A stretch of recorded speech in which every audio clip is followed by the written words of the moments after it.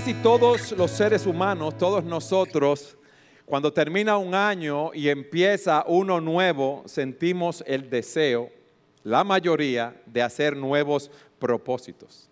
Es como un despertar con frescura en el comienzo de un nuevo año. Hacemos propósitos que son muy variados, propósitos en diversas áreas. Crecer en piedad a la imagen de nuestro Señor, tener una comunión más íntima con Él en nuestros devocionales, tener un mejor matrimonio, el poder involucrarnos más en la vida de la iglesia, ser mejores padres, tratar de vencer patrones pecaminosos que tenemos en nuestras vidas, ansiedad, orgullo, ira, amargura, resentimiento, no ser tan murmuradores, tener un poco más de dominio propio, perder alguna de las libritas que tenemos de más también, dominio propio al hablar, al comer, en nuestras pasiones y deseos, vencer la impaciencia. Empezamos a trabajar en ese nuevo año en nuestras vidas de piedad con mucho ánimo. ¿Quiénes lo han hecho así? Yo lo he hecho muchas veces. La primera semana, de maravilla. De 7-7, no mancamos una, devocionales, estamos en las cosas del Señor, estamos orando. La segunda semana, algunos fallitos, pero vamos arreglando esos fallitos. De 7 días, en nuestro propósito de leer las Escrituras y orar, lo hicimos 4 o 5 y estamos bien. La tercera semana, nos fuimos a pique como el Titanic. Naufragamos, entonces empezamos a fallar con todas esas resoluciones. Y la pregunta que nos hacemos es, ¿qué puedo hacer en este año para que mis propósitos de crecer en mi vida de piedad perduren? Pablo le dice a Timoteo, disciplínate para la piedad. Y esto viene de una palabra griega, de donde viene la palabra gimnasio. Pablo le dice, ejercítate para crecer espiritualmente. Pero ustedes saben cuál es el problema de nosotros, o uno de los problemas, que queremos tener una piedad instantánea.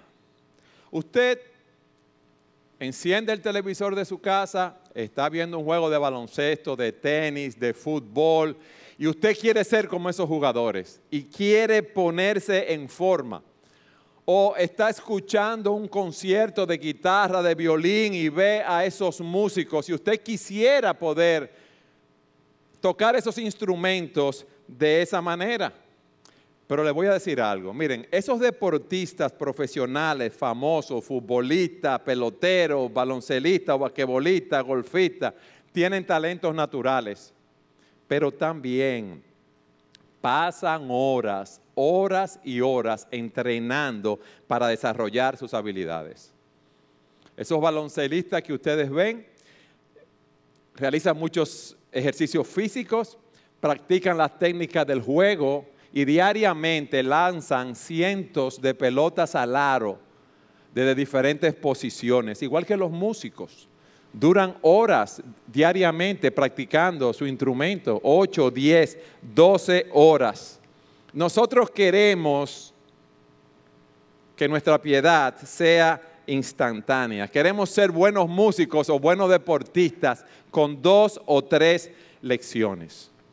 Usted ha ido tomando unas libritas con los años. Ha engordado ya algunas 30 o 40 libras, le ha tomado 10 años ganar esas libritas.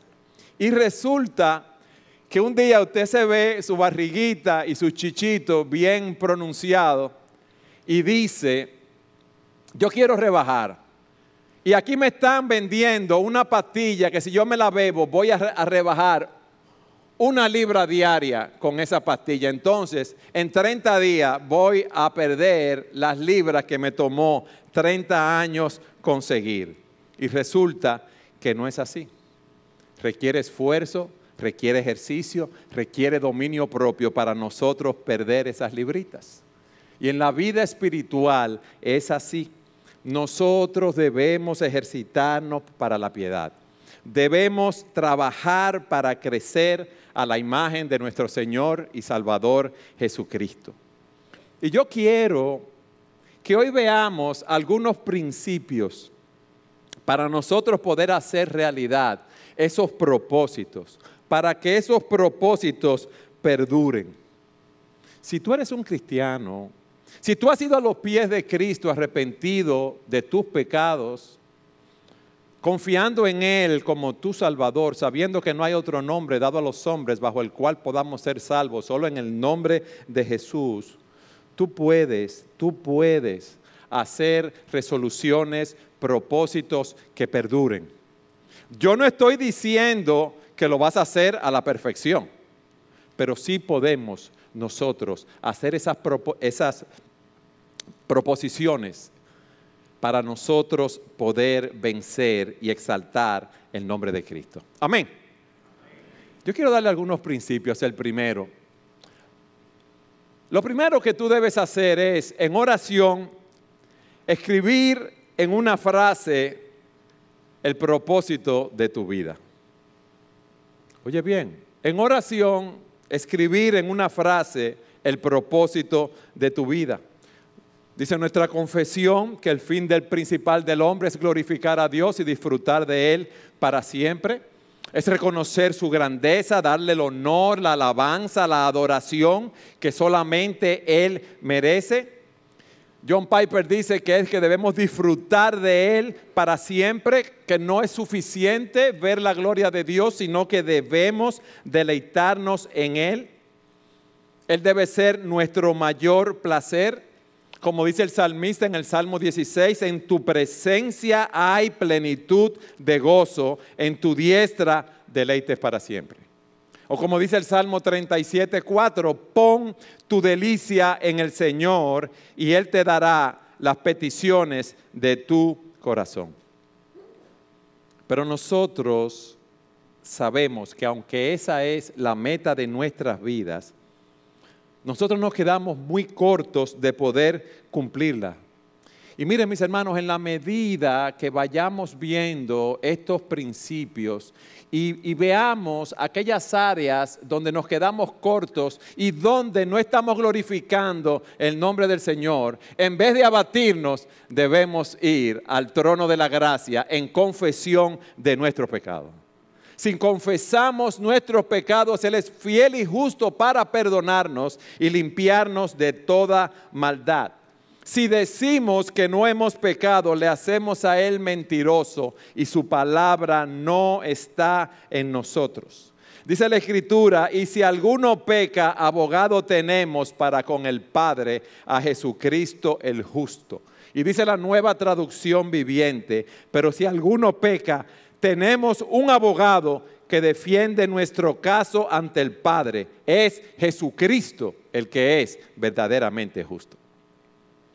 El pastor Salvador nos decía esta mañana que el motivo para glorificar a Dios y vivir para Él lo veíamos en 2 Corintios capítulo 5 versículos 14 y 15, donde el apóstol Pablo dice lo siguiente: pues el amor de Cristo nos apremia, habiendo llegado a esta conclusión, que uno murió por todos, por consiguiente todos murieron y por todos murió, para que los que viven ya no vivan para sí, sino para aquel que murió y resucitó por ellos.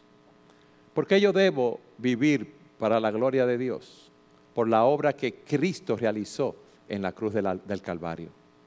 Por la gracia de Dios. Y ese amor debe apremiarme, ese amor debe apretarme, ese amor debe llevarme a mí a un curso de acción. Pablo le dice a los corintios, ya conocéis la gracia de nuestro Señor Jesucristo, que por amor a vosotros se hizo pobre siendo rico, para que vosotros con su pobreza fuerais enriquecidos. Mis hermanos, yo no quiero dar una serie de reglas. Hay mandatos que debemos obedecer, pero lo que debe motivarnos a nosotros es ver el amor de Cristo por nosotros y ver su gracia y verlo a Él, cómo dejó su trono en los cielos con la adoración de los ángeles, con la comunión del Padre y del Espíritu Santo, por amor a nosotros, pecadores que éramos sus enemigos, que lo odiábamos, y vino a la tierra, se humilló y se hizo hombre. Y estando en la condición de hombre, se humilló aún más y sufrió la muerte de cruz.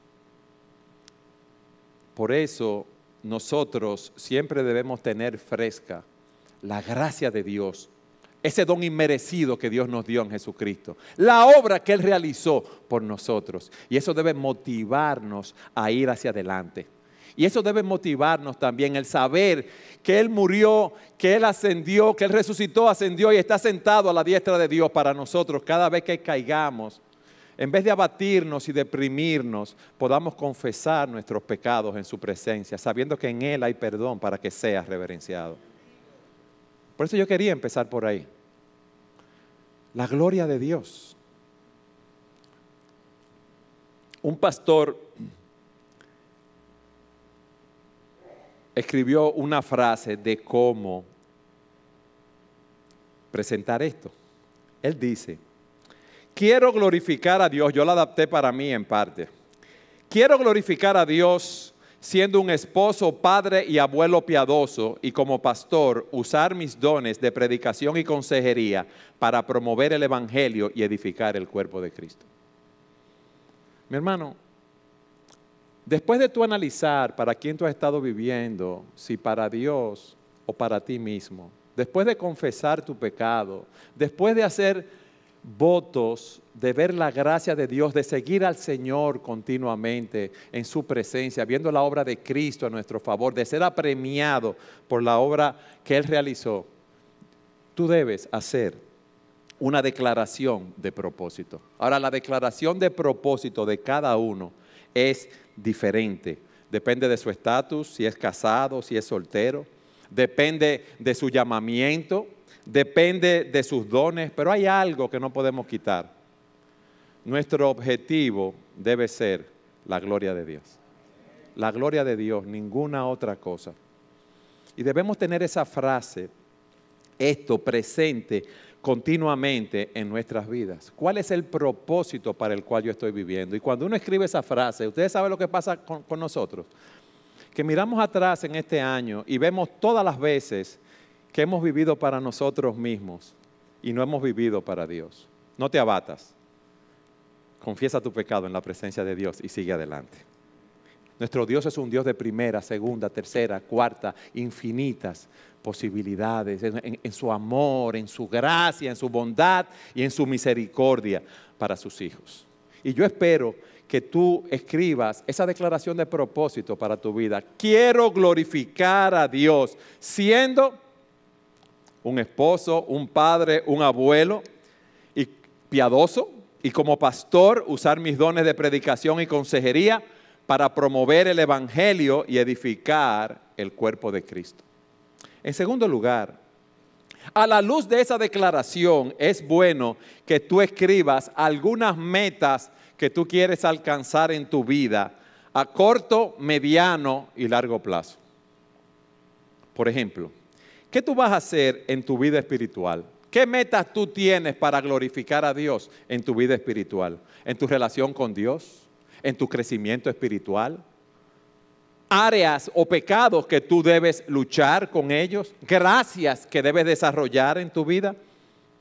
Ponte metas a largo, mediano y corto plazo. En el área familiar, ¿cómo vamos a mejorar como cónyuge, como hijos, como padres, como hermanos?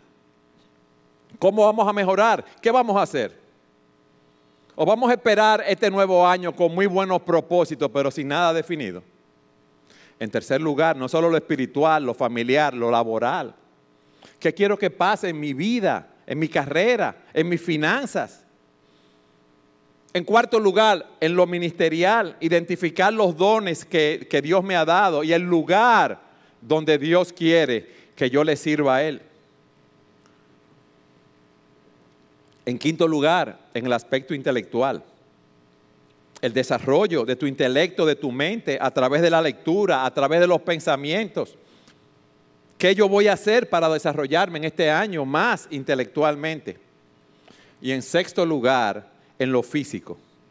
Voy a ser un buen administrador de mi cuerpo a través de una alimentación adecuada, de dieta, de ejercicios, de descanso y de recreación. Ponte metas en esas 6 áreas y define tu proyecto, aquellas cosas que son urgentes, aquellas que son importantes y aquellas que son normales. Pero no intentes de hacer 20 cosas en cada área a la vez. Toma 1 o 2 cosas que tú debes resolver y enfócate en ellas, las áreas que sean más prioritarias.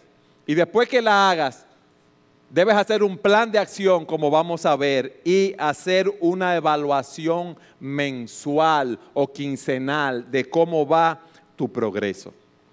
Pero también te sugiero que busques a alguien que te ayude, que te dé seguimiento para poder cumplir tus objetivos. Amén.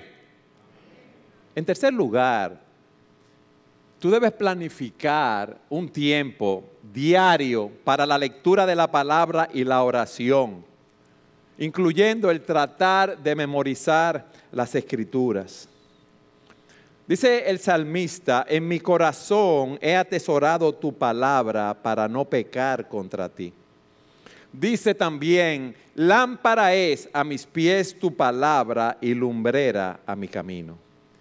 Dice Pablo a Timoteo, toda la escritura es inspirada por Dios y útil para enseñar, para reprender, para corregir, para instruir en justicia, a fin de que el hombre de Dios sea perfecto, equipado para toda buena obra. Pedro nos dice en primera de Pedro 2, por tanto, desechando toda malicia y todo engaño e hipocresías, envidias y toda difamación, desead como niños recién nacidos la leche pura de la palabra, para que por ella crezcáis para salvación, si es que habéis probado la benignidad del Señor. Mis hermanos, vamos a hacer un plan de lectura bíblica. El pastor Sugel ha promocionado un plan que a 2 años me parece que es. Hay planes a 1 año, hay planes a 2 años, hay planes a 3 años que están disponibles. Aquí habían de esos brochures con esos planes, están disponibles en el internet. Para tú leer la Biblia en 1 año, tú necesitas de 15 a 20 minutos diarios y lees 4 capítulos diarios. Acostúmbrate 1 año a leer la Biblia en una versión, quizás al próximo año la puedes leer en otra versión, pero miren cuál es el problema nuestro. Que decimos, hoy me toca Génesis 1, Salmo 1, Proverbios 1 y Mateo 1. Y leemos eso, cerramos la Biblia y se nos olvidó lo que leímos cuando nos paramos. ¿No es así? Entonces, ¿qué vamos a hacer? Debemos leer, mis amados, los que sigan el plan en 1 año, otros lo siguen a 2 años, otros solamente estudiamos algunos libros de la Biblia durante el año y lo estudiamos más profundamente. Pero cuando tú tomes tu Biblia, tú debes hacerle preguntas al texto para no poncharte, que leíste la Biblia y no te acordaste de nada. Mira lo que tú debes hacer. Dice un autor, me parece que es el de cómo estudiar la Biblia. ¿Qué enseña el texto bíblico en relación a Dios, al Padre? ¿Qué enseña este texto que yo estoy leyendo en relación a Jesucristo? ¿Qué enseña este texto en relación al Espíritu Santo? Y a medida que tú vayas leyendo, tú puedes buscar eso.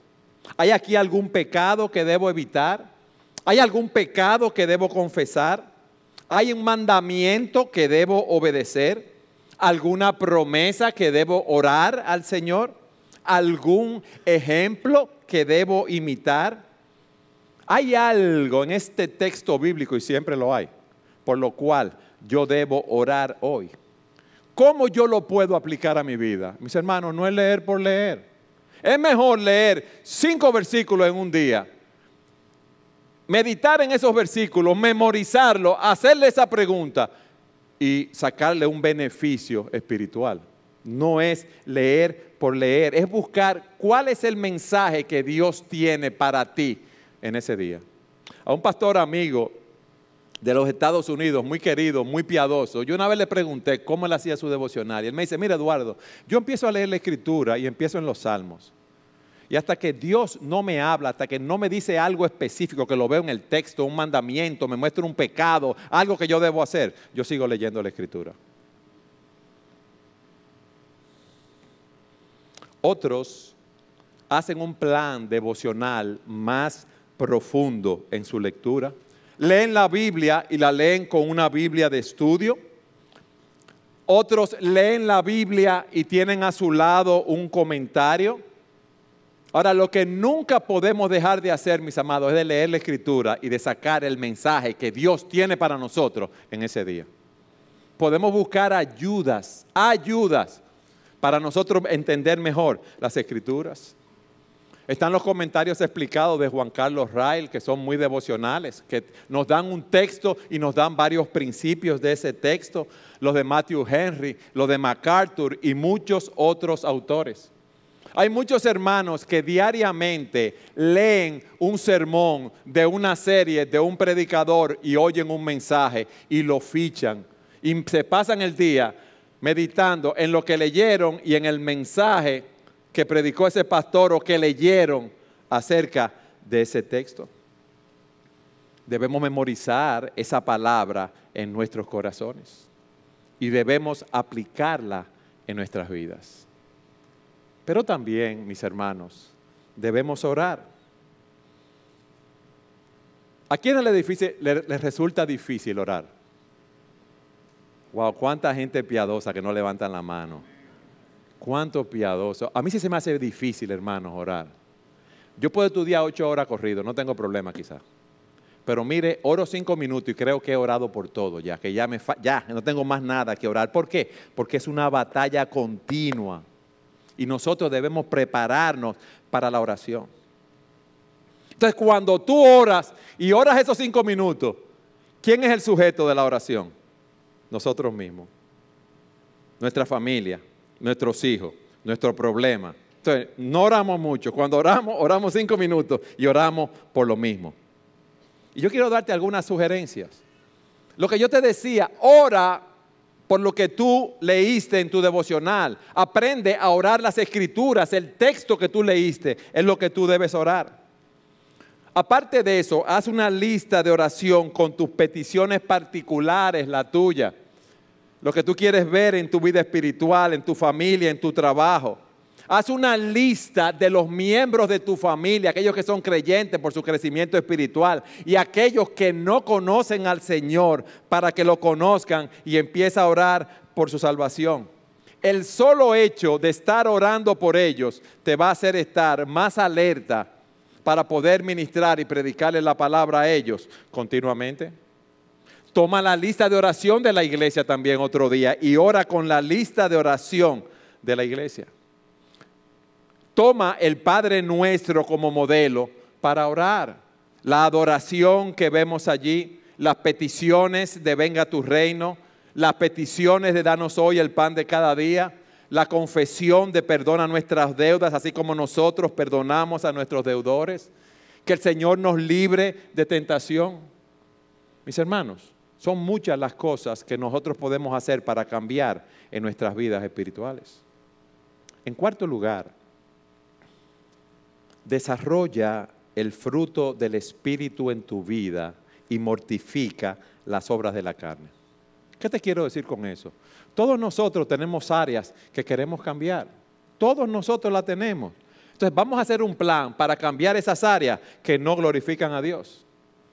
Vamos a luchar en el poder del Espíritu para desarrollar ese fruto del Espíritu cada día más en nuestras vidas, para andar en el Espíritu cada día más.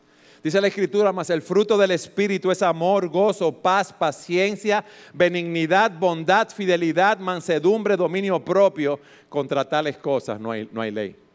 Nosotros generalmente estamos a la defensiva. Y es bueno, pero estamos luchando con esas áreas que queremos mortificar, que queremos vencer. Pero no estamos pidiendo a Dios que nos ayude a desarrollar ese fruto del Espíritu en nuestras vidas. Tú tienes un problema en un área específica. orgullo, ira, resentimiento, amargura, ansiedad, culpa, ¿qué tú debes hacer? Ve a la Escritura y mira lo que dice la palabra de Dios con respecto a tu situación. Tú identificas esos hábitos pecaminosos. Vas a la Escritura para ver cómo tratar con esos hábitos pecaminosos, de manera que tú puedas despojarte de ellos, renovarte en tu mente con la palabra y vestirte de esos nuevos hábitos. Ahora, ese cambio no ocurre en un vacío. Cuando viene la tentación de tú airarte, si tú no tienes la palabra de Dios en tu corazón, en tu mente, en tu alma ahí presente y estás apercibido del peligro que tiene, tú vas a explotar.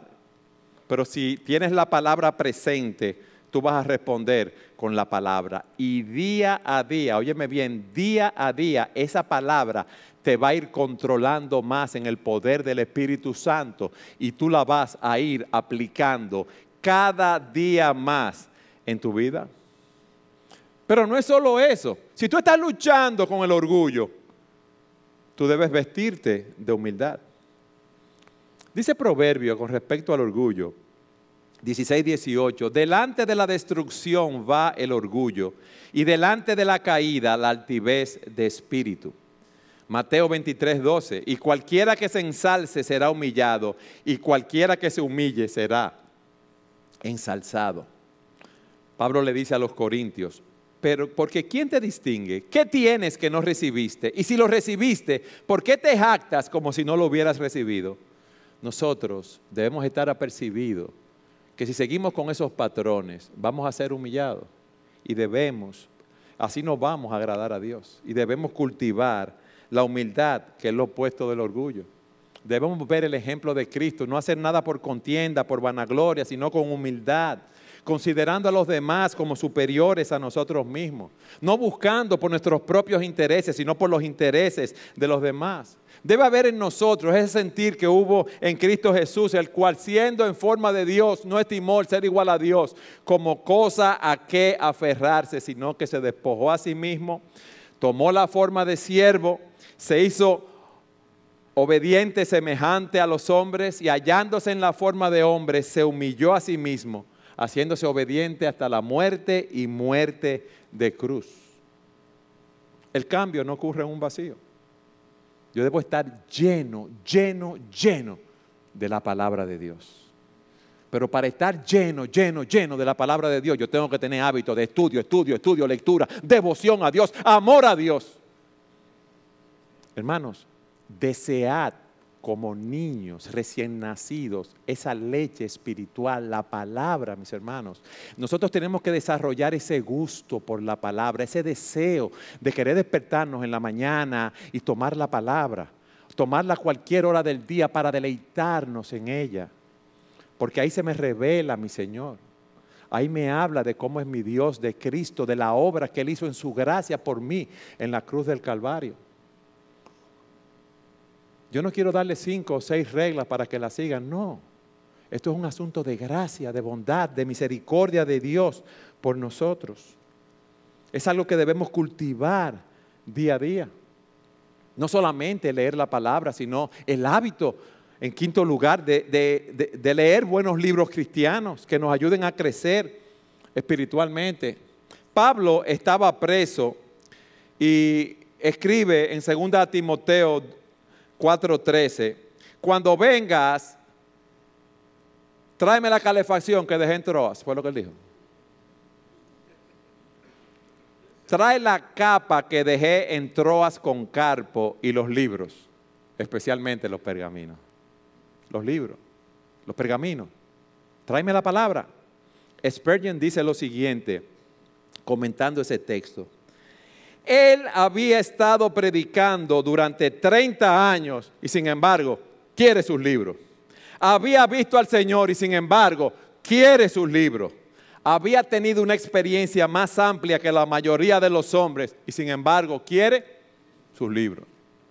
Él había sido arrebatado al tercer cielo y había oído cosas que eran inefables que un hombre pronunciara. Sin embargo quiere sus libros, sus pergaminos. Había escrito la mayor parte del Nuevo Testamento y sin embargo quiere sus libros, la palabra, los pergaminos. ¿Por qué esto así, mis hermanos? Porque Cristo era su vida. Y por eso Él puede decir, para mí el vivir es Cristo y el morir es ganancia. ¿Por qué? Porque Él no vivía para sí, sino para aquel que murió y resucitó por Él. Y nosotros debemos hacer esto mismo. Algunas sugerencias. Hermano, aparte de la Biblia, yo sé que te da trabajo leerla, pero aparte de la Biblia, ¿qué tú piensas hacer? Haz un plan de lectura. Toma diferentes libros, devocionales, biografías, doctrinales, de matrimonio, de finanzas, del uso del tiempo. Ten a mano siempre un libro que puedas leer, no veas tanta televisión. Yo estaba haciendo un cálculo. Si tú te pones la meta de leer 5 páginas de un libro diariamente por 5 días a la semana, no el año entero, 5 días a la semana, o sea, 250 y pico de días al año, tú vas a leer 1.300 páginas. Si tomamos libros de 150 páginas, tú vas a leer alrededor de 9 libros al año. No es tan difícil. ¿Qué tiempo tú pasas viendo televisión? Los fanáticos de los deportes que hay aquí, viendo juegos de fútbol, de baloncesto, de tenis, ¿cuántas horas ustedes no pasan viendo eso? Yo no digo que no la pasemos, óigame bien, mis hermanos. Pero si Cristo es mi pasión, eso debe dominarme a mí. Yo veo hermanos aquí discutiendo de deporte y hablando de pelota y hablando de cosas. Digo, wow, yo quisiera ver a esa gente con esa pasión hablando de Jesucristo, predicando el evangelio de Jesucristo. Yo quisiera ver eso. Si tú quieres crecer espiritualmente, haz tu deporte, no te preocupes. Mira tu jueguito de baloncesto y de lo que tú quieres. Pero apaga el celular, apaga la televisión, la computadora y ponte a leer buenos libros cristianos. Ponlo en tu agenda. En sexto lugar, participa de la vida de la iglesia. El autor de los Hebreos dice en el capítulo 10, versículo 24, y considerémonos cómo estimularnos los unos a los otros al amor y a las buenas obras, no dejando de congregarnos como algunos tienen por costumbre, sino exhortándonos unos a otros y mucho más al ver que el día se acerca. Nuestra fe no es para vivirla como cristianos de la secreta, aislados, no. Fíjense que una de las analogías que hace la Escritura de la iglesia es como un cuerpo. Nosotros nos necesitamos los unos a los otros. Mi mano no puede funcionar separada de mi brazo. Mi cuerpo no puede funcionar sin mi corazón. Cada parte del cuerpo es necesaria y contribuye a la salud y al buen funcionamiento del cuerpo. Tú haces falta en el cuerpo de Cristo. Dice la Escritura que Dios nos da los dones por medida. Los dones que tú tienes hacen falta para el desarrollo de esta iglesia. Tus dones. Y tú en tu casa sentado viendo televisión. Y tú viviendo para las cosas del mundo. Hermanos, vamos a despertar de ese sueño. Vamos a despertar de ese sueño. Para nosotros hacer propósitos que perduren, debemos ver a Cristo y la obra que Él hizo por nosotros. Y saber la gracia que se nos ha dado en Él. Y saber que nosotros cuando caemos confesamos nuestros pecados y seguimos adelante. Órale al Señor en séptimo lugar para que te muestre dónde Él quiere que le sirvas a la luz de los dones que te ha dado. Mi hermano, mis hermanos, nosotros aquí no somos voluntarios para servir si queremos o no. Nosotros somos siervos. Nosotros somos esclavos de Jesucristo que nos compró con su sangre, que nos redimió del mercado de esclavos donde estábamos dominados por Satanás. No es para vivir para nosotros mismos, sino para aquel que murió y resucitó por nosotros. Pero parece que eso se nos ha olvidado a nosotros. Los esclavos no hacen lo que quieren, sino lo que les ordena su Señor. Y nuestro Señor nos ha dado mandatos claros y específicos de ir, de predicar el evangelio, de lo que debemos hacer con nuestras familias, que lo que debemos hacer en nuestro trabajo, lo que debemos hacer en la iglesia. Tenemos mandatos específicos y tú tienes dones para ponerlo en práctica. Pedro dice Según cada uno ha recibido un don especial, úselos sirviendo los unos a los otros como buenos administradores de la multiforme gracia de Dios. El que habla, que hable conforme a las palabras de Dios. El que sirve, que lo haga por la fortaleza que Dios da, para que en todo Dios sea glorificado mediante Jesucristo, a quien pertenecen la gloria y el dominio por los siglos de los siglos. Amén. Dones para tú hablar y predicar, dones de servicio. En octavo lugar, mi hermano, tú sabes lo que tú puedes planificar, mi hermana, para este año. En la iglesia hay grupos pequeños, donde tú puedes ser edificado, donde tú puedes edificar a otros, donde tú profundizas en tus relaciones con otros hermanos y hermanas, donde tú alientas, donde tú eres alentado. Búscate uno o dos hermanos, aparte de estar en un grupo pequeño o dentro del grupo pequeño, a que tú le puedas dar cuenta de tu vida. Nuestra fe no se vive como el llanero solitario. Eso no es así. Dice la Escritura en Proverbios 27:6, fieles son las heridas del amigo, pero engañosos los besos del enemigo. Pero te lo voy a aplicar más. Esa persona que tú busques, o en ese grupo pequeño, es muy bueno socializar y es bueno cenar juntos y compartir juntos, qué bien. Pero es para trabajar con nuestras vidas espirituales. Es para darnos cuenta de nuestra vida de fe, de nuestra vida de piedad. Tú debes tomar un hermano, una hermana, si eres hombre, y si eres mujer, una hermana o dos, a quien tú puedas darle cuenta de tu vida, decirle el plan que tú estás haciendo y que te den seguimiento. Y que te pregunten, ¿tú estás cumpliendo los propósitos que te has hecho para crecer en tu vida de piedad? ¿Cómo estuvo esta semana tu vida de devoción a Dios? ¿Leíste la palabra diariamente? ¿Oraste conforme al plan que tienes? Dime cómo están tus luchas con los pecados que tú tienes, con la falta de dominio propio, o con la ira, o con lo que sea que estés luchando. ¿Has tenido victoria? Con esos pensamientos y hábitos pecaminosos, ¿estás llenando tu mente con la palabra de Dios para poder combatirlo? ¿Has resistido la tentación de mirar la pornografía? ¿Cómo has mortificado el orgullo? ¿Has ido a algún lugar en esta semana o has visto algo de lo cual te avergonzarías de tener a Jesucristo a tu lado? Cuéntame, ¿cómo estás creciendo en tus hábitos piadosos? ¿Has visto tus pecados, tus errores, los has confesado en la presencia de Dios? ¿Has pasado tiempo con tu esposa, con tus hijos? ¿Has cumplido con esos compromisos financieros que tenías que cumplir, con esos compromisos laborales? ¿Sigues siendo fiel con los recursos que Dios te ha dado? ¿Has testificado del Señor? Hermanos, eso es dar cuenta. Pues se nos hace difícil. Porque somos unos orgullosos y queremos dar la imagen que estamos siempre en victoria.